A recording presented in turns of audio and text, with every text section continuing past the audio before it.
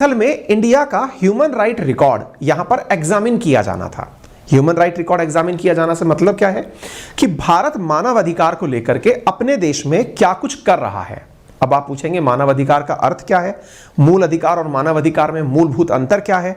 देखिए, मूल अधिकार संविधान द्वारा प्रदत्त अधिकार हैं, लेकिन मानव अधिकार इंसान से जुड़े हुए वो अधिकार जो पूरी दुनिया में सार्वभौमिक रूप से यूनिवर्सल प्रतीत होते हैं। जैसे आपको कहीं पर जाने की पाबंदी लगा दी जाए, आपको किसी प्रकार की बोलने की पाबंदी लगा दी जाए, आपको जबरन पुलिस उठाकर ले जाए, आपको खाने के लिए भोजन उपलब्ध ना कराया जाए, आप जिस देश में रह रहे हैं आपको उस देश से बाहर निकाल दिया जाए, आपके देश में ऊंच नीच का भेदभाव बहुत ज्यादा हो, श्वेत अश्वेत का भेदभाव बहुत ज्यादा हो। ऐसे मुद्दे जो कि एक हर व्यक्ति को, जो कि उसको मतलब किसी देश के अंदर हो या किसी दूसरे देश के अंदर हो, समान रूप से प्रभावित करते हैं। हालांकि इसकी परिभाषा भी यूएन के द्वारा निर्धारित है, लेकिन हम सामान्य भाषा के अंदर आपको ये बातें बता रहे हैं।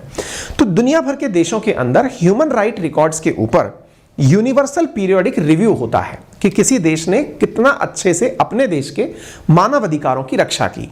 इस रिव्यू की प्रक्रिया को हर देश फील करता है। 193 यूएन के देश हैं, उन सबका नंबर आता है बारी बारी से। जैसे इस बार 14 देशों का नंबर था और उन देशों के ऊपर अन्य देश उस देश में हो रही प्रक्रियाओं पर अपने सवाल पूछते हैं।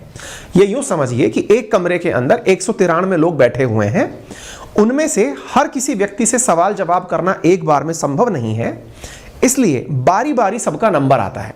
बारी बारी नंबर आता है का मतलब एक बार 14 देश का नंबर आ गया, फिर अगले 14 देश का नंबर आ गया, ऐसे करके नंबरिंग चल रही होती है और बाकी सब लोग उनसे सवाल पूछते हैं।